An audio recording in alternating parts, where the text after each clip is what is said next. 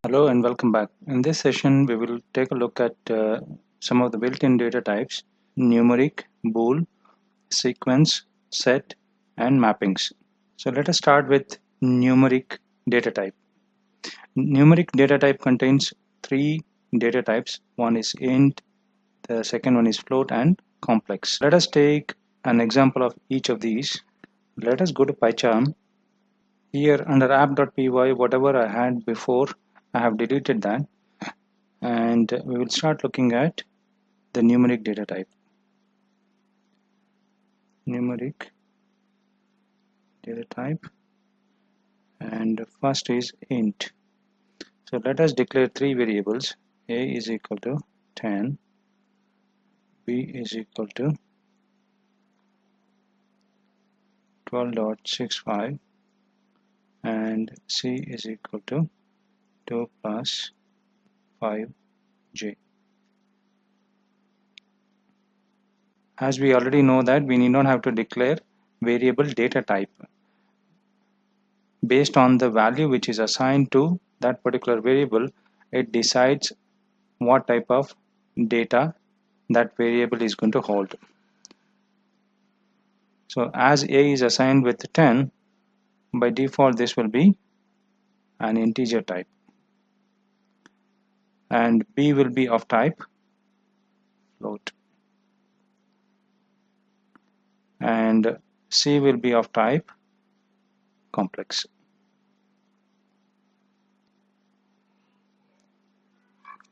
As we have seen in the last session, we can get the type of data type by using a type method.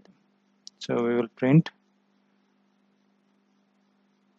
type of a.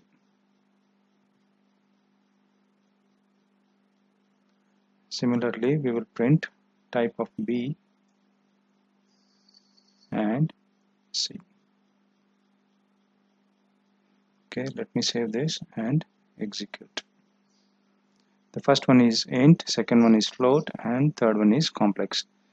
If you look at complex, it has got two parts in it. The first part is the real part, and the second part is imaginary part. We have also seen that int is of type immutable. Let us type in the ID, that means the memory location of a. So let us take a as an example here.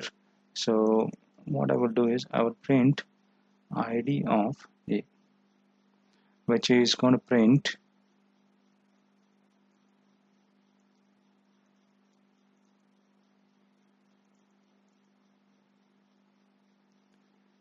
okay. And what I will do is a is equal to a plus 15, and then I'm going to print the value of a, as well as I'm going to print the ID of a.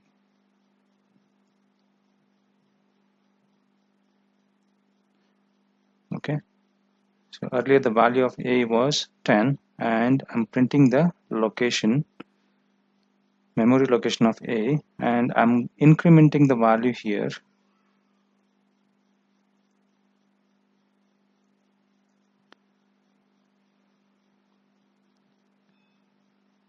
And I'm again printing the value of a and the memory location pointing to a. Okay, so let us execute this. Okay, the first memory location is printed here, which is the memory location of a when a is equal to 10, and the value of a becomes 25 after adding 15. However, if you look at the memory location, the memory location is not the same as it was before. Now the memory location has changed. As per our immutability, an immutable object can't be changed after it is created. Okay, it was created here with value of 10. Once we add additional value of 15, what it does is it creates another object of a. it doesn't increment the value which is present in this memory location. However, it creates another memory location and puts that value of 25 in this memory location.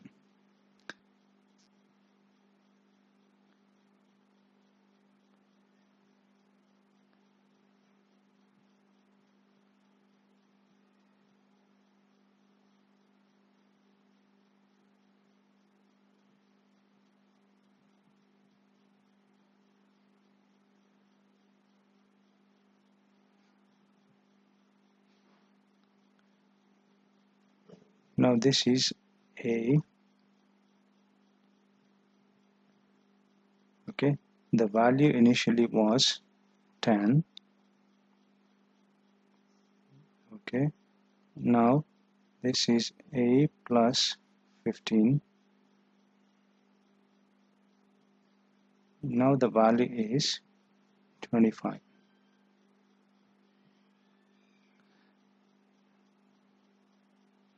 Okay, earlier value of a was 10. Let us assume that 1122 is the memory location where the value of 10 is stored and it is represented by variable a. Okay, instead of changing this value from 10 to 25 at 1122, it has created another memory location and the new memory location contains 25. This is nothing but immutability. Another interesting thing with Python is I have declared two variables here, x is equal to 10 and y is equal to 10. Both these variables have got the same value even though the variables are different. So let us print the memory location of these two variables. Print id of x and then print id of y. Okay, so let us execute this.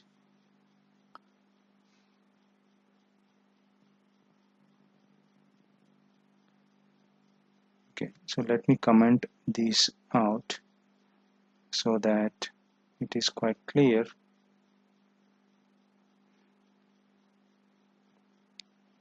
Okay, now I'm printing only x and y.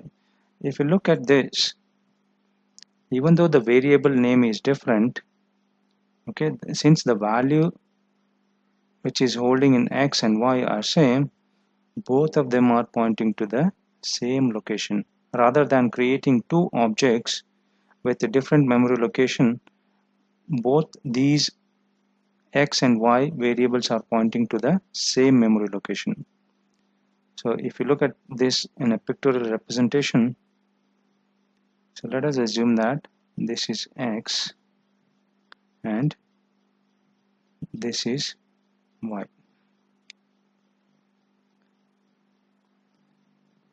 Now x is declared as 10 and y is also declared as 10. Let us assume since x was created first, so it is at this memory location 3333. Now since y is also having the same value, instead of creating another memory location, what this y will do is it will point to the same memory location as x is pointing to.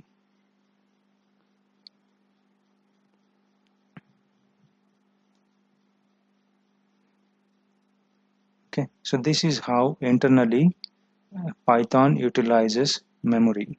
So this will not get created. Now if I change the value of y to 11, now if I re-execute this, now you can see those are stored in different location. Let us try one more thing here, 9 plus 1, and execute this. You can see since the total value is 10, it is still pointing to the same location. So whatever I have tried so far with integer, you can try the same with float and complex. If you face any issues, you can always get back to me.